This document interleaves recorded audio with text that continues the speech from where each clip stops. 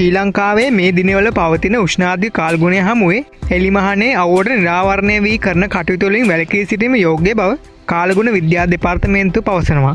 කිසියම් ලෙසකින් එලිමහනේ සේවය කළ යුතු නම් විජලනයේ පීඩා විඳීමෙන් වළකිනු පිණිස නිරන්තරයෙන් ජලය පානය කළ යුතු බව දෙපාර්තමේන්තුවේ උපදේශයයි. ගතවගේ සති දෙක තුල පමණ උෂ්ණත්වය සාමාන්‍ය අගයට වඩා සෙල්සියස් අංශක 2කින් හෝ 2.5කින් පමණ ඉහළ ගොස් ඇත. මේ තත්ත්වයට ප්‍රධානම හේතුව සුළං රටාවල ඇති වී තිබෙන වෙනස්කම්ය.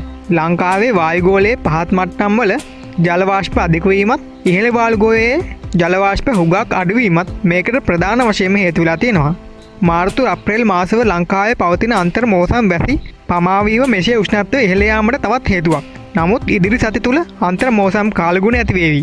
එහෙම වුණාම තරමක් දුරට උෂ්ණත්වයේ සුළු අඩුවීමක් දක්නට පුළුවන්. මේ වන විට ශ්‍රී ලංකාවේ සාමාන්‍ය උෂ්ණත්වය සෙන්ටිග්‍රේඩ් අංශක 37.8 සහ 37.9ක් අතර පවතිනවා. මීට හේතුදී ශ්‍රී ලංකාවේ උෂ්ණත්වය සෙන්ටිග්‍රේඩ් අංශක 39ක් දක්වා ඉහළ ගිය අවස්ථාද තිබෙනවා. මෙසේ උෂ්ණත්වය ඉහළ යාමට ප්‍රධානම හේතු වී තිබෙන්නේ අධික ලෙස පොසිල ඉන්ධන දහනය, කාර්මීකරණය, නාගරීකරණය, වනාන්තර විනාශය හා පරිසර දූෂණය හේතු කොටගෙන ගෝලීය උණුසුම ඉහළ යමින් තිබෙනවා. මෙම සියවසේ අවසන් විට ගෝලීය උෂ්ණත්වය සෙල්සියස් අංශක 4කින් පමණ ඉහළ යාමට ඉඩ ඇති බවයි අන්තර්ජාතික කාලගුණ විද්‍යා දෙපාර්තමේන්තුව පවසන්නේ. ඒ කොහොම වුණත් ලෝක උෂ්ණත්වය පාලනය කරන්න ත්‍රිජුවම දායක වෙන දෙයක් තමයි ගස් කොළන් කියන්නේ. වනාන්තර. ඉතින් මේවා එලිපෙලි කරනවා කියන්නේ එන්නෙම උණුසුම ඉහළ යන එකයි. දැනට එළියේ බහැලවත් ඉන්න බැරි කොට තවත් උෂ්ණත්වය ඉහළ ගියොත් ගෙවල් ඇතුළට ලවත් ඉන්න හම්බෙන්නේ නැහැ. මේකට වග කියන්න ඕනේ කවුද? මිනිසාම නෙවෙයිද? ඔබට එතනදී අනිවාර්යයෙන්ම ලයික් එකක් දාලා කමෙන්ට් කරන්න.